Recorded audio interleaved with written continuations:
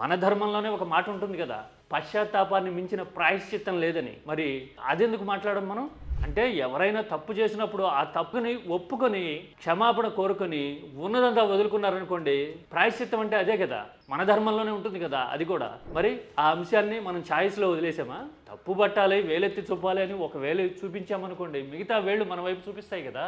మరి అసలు సబ్జెక్ట్ అంతా వదిలేసి పరకామణి విషయంలో జగన్ మాట్లాడిన ఒక్క కామెంట్ను మాత్రమే హైలైట్ చేయడాన్ని బట్టి చూస్తే ఏపీలో మీడియాకి సబ్జెక్ట్ ఎక్కర్లా, జనానికి కూడా ఆ సబ్జెక్ట్ చేరకూడదు అని ఆ మీడియా ఆరాటపడుతోంది. అందుకోసమే మతాన్ని అడ్డుపెట్టుకుని ధార్మిక విశ్వాసాల విషయంలో వ్యాఖ్యల్ని వక్రీకరించి పబ్బం గడుపుకోవాలి అని ప్రయత్నం చేస్తోంది అనే విషయం మరోసారి రుజువైంది, అంతే కదా. మరి ఇదే మీడియాకి ధర్మం మీద విశ్వాసాల మీద ఇంత గౌరవం ఉంటే గనక దేవాలయాల్లో జరుగుతున్న వరుస తొక్కిసలాట కారకులు ఎవరు అని నిగ్గు తెలుసండి, డిటర్మైన్ చేయండి. తప్పు ఎక్కడ జరిగిందో చెప్పండి. పదే పదే పదే with in the span of 1 year or 1.5 year కుప్పలు తెప్పలుగా నిర్లక్ష్యపు నీడలు రాష్ట్రం మీద ఎందుకు పడ్డాయో బాధ్యులు ఎవరో తెలుసండి. ధర్మం కదా మనకు ముఖ్యము, మనం ధర్మాత్ములం కదా.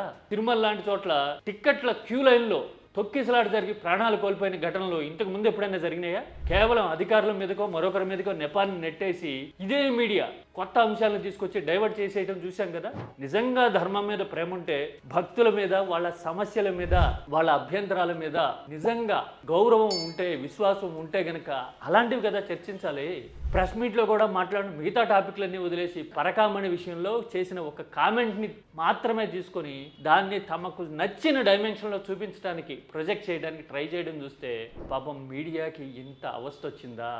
రాజకీయాన్ని భుజానేసుకుని ప్రభుత్వాన్ని కాపాడడానికి ఇన్ని పాటలు పడాల్సి వస్తోందా అని అనిపించి జాలనిపించింది.